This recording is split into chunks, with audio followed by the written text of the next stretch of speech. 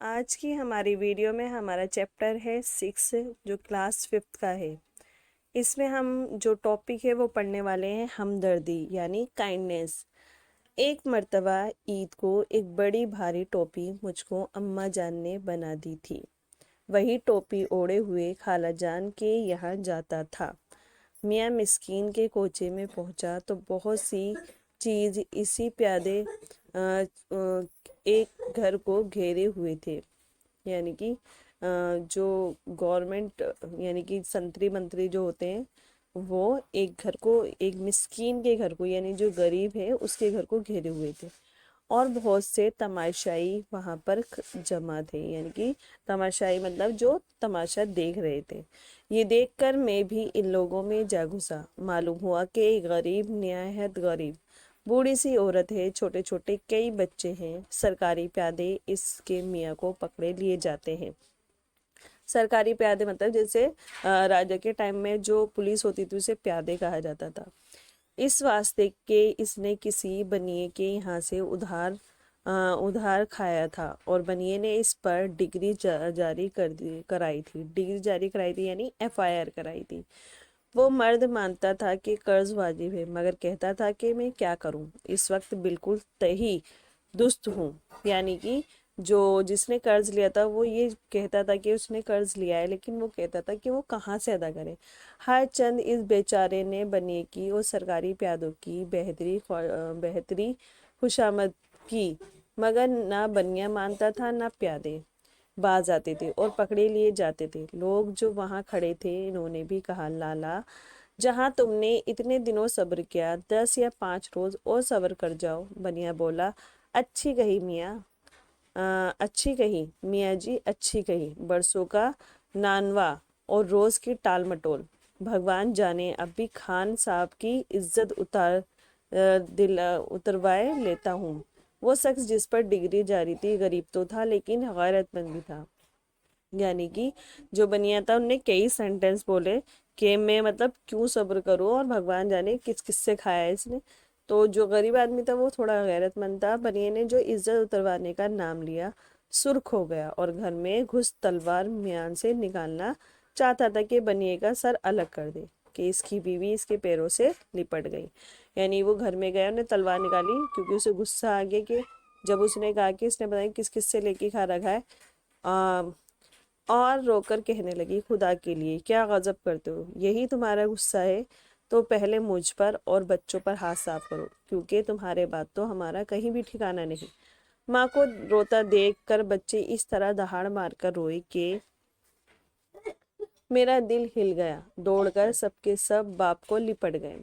ان کی یہ حالت دیکھ کر خان صاحب بھی ٹھنڈے ہوئے اور تلوار کو میان میں ڈال کر کھوٹی سے لٹکا دیا، یعنی کہ جب بنیے نے اس کو ٹونٹ کیا اور اس نے تلوار نکالی تو اس کی بیوی نے کہا پہلے وہ انہیں مارے، اور پھر بچے رونے لگے، بیوی بھی رونے لگی۔ اچھا تو نیک وقت، پھر مجھ کو اس بے عزتی سے بچانے کی کوئی تدبیر بتا۔ بیوی نے کہا، بلا سے جو چیز گھر میں ہے اس کو دے کر کسی طرح اپنا پنڈ جھاڑواؤ، تم کسی طرح رہ جاؤ تو پھر جیسی ہوگی دیکھی جائے گی۔ توا، چکی، پانی پینے کا کٹورا، نہیں معلوم کن کن وقتوں کی ہلکی ہلکی بے کلی 2 پتیلیاں، بس یہی اس کے گھر کی کل کائنات تھی۔ چاندی کی جو چوڑیاں لیکن ایسی پتلی جیسے تار، اس نیک وقت عورت کے ہاتھوں میں تھی۔ یہ سب سامان خان صاحب نے باہر لا کر اس بنیے کے روبرو رکھ دیا۔ اول تو بنیا ان چیزوں کو ہاتھ ہی نہیں لگاتا تھا۔ لوگوں نے بہت کچھ کہا سنا، یہاں تک کہ ان سرکاری پیادوں کو بھی رحم آیا۔ انہوں نے بھی بنیے کو سمجھایا، بارے خدا خدا کر کے وہ اس بات پر رضامند ہوا کہ 5 روپے اصل 2 روپے سود ساتوں کے ساتھ دے دو تو فراختی لکھ دے، لیکن خان صاحب کا کل اثاثہ 4 ساڑھے 4 سے زیادہ کا نہ تھا۔ تب پھر گھر گئے تو بیوی سے کہا کہ 2.5 روپے کی کسر رہ گئی ہے۔ بیوی نے کہا، اب تو کوئی چیز میرے پاس نہیں، ہاں لڑکی کے کانوں میں چاندی کی بالیاں، دیکھو جو ان کو ملا کر پوری پڑے۔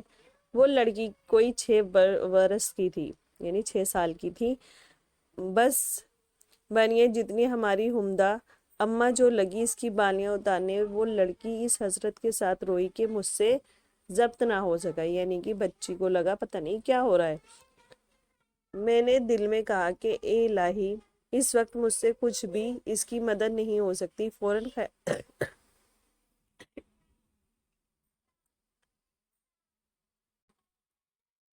فوراً خیال آیا کہ 1 روپیہ اور کوئی 2 آنے کے پیسے تو نقد میرے پاس ہیں، دیکھو ٹوپی بک جائے تو خان صاحب کا سارا قرضہ چک جائے۔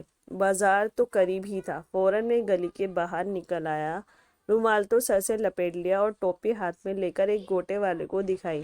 اس نے 6 کی آن کی۔ میں نے چھوٹتے ہی کہا، لا بلا سے 6 ہی دے۔ غرض 6 وہ، 1 میرے پاس نقد تھا۔ 7 روپے میں نے چپکے سے اس عورت کے ہاتھ پر رکھ دیے۔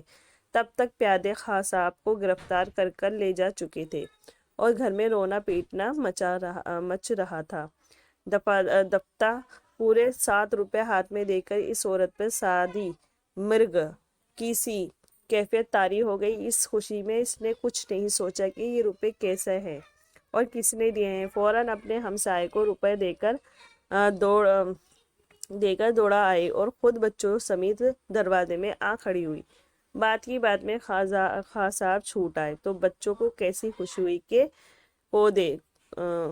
کہ رو دے اور اچھلیں، کبھی باپ کے کندھے پر، کبھی ماں کی گود میں اور کبھی اس پر ایک۔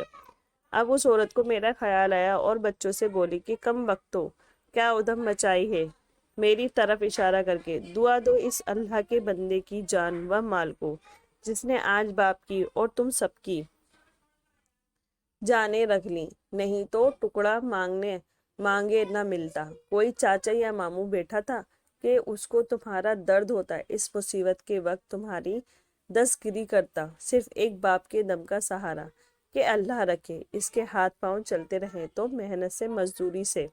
خدا کا شکر ہے، روکی سوکی روز کے روز 2 وقت نہیں تو 1 ہی وقت مل جاتی ہے۔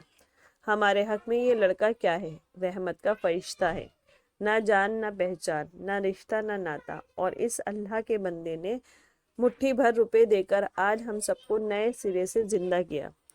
وہ بچہ جس قدر شکر گزاری کی نظر سے مجھ کو دیکھتا، اس کی مسرت اب تک میں اپنے دل میں پاتا ہوں۔ روپے خرچ کرنے کے بعد مجھ کو عمر بھر بھی ایسی خوشی نہیں ہوتی جیسی اس دن تھی۔ یعنی کہ اس کہانی میں بتایا گیا ہے ایک بچہ جو اپنی ٹوپی بیچ کر ان کا قرض ادا کرتا ہے، صرف اور صرف اس لیے کیونکہ اس کی جو فیلنگ ہوتی ہے وہ ہمدردی کی، کائنڈنیس کی ہوتی ہے، اور یہ فیلنگ ہم سب کی ہونی چاہیے کہ اگر کوئی مصیبت میں ہے اور ہم اس کی مدد کر سکتے ہیں تو ہمیں کرنی چاہیے۔ آئی ہوپ آپ کو اسٹوری سمجھ میں آئی ہوگی، اگر نہیں آئی ہے تو آپ مجھے کمنٹ سیکشن میں بتا سکتے ہیں۔ اپنی اگلی ویڈیو میں اس کے کوشچن آنسر اور دوسری سرگرمیوں کے ساتھ ملوں گی۔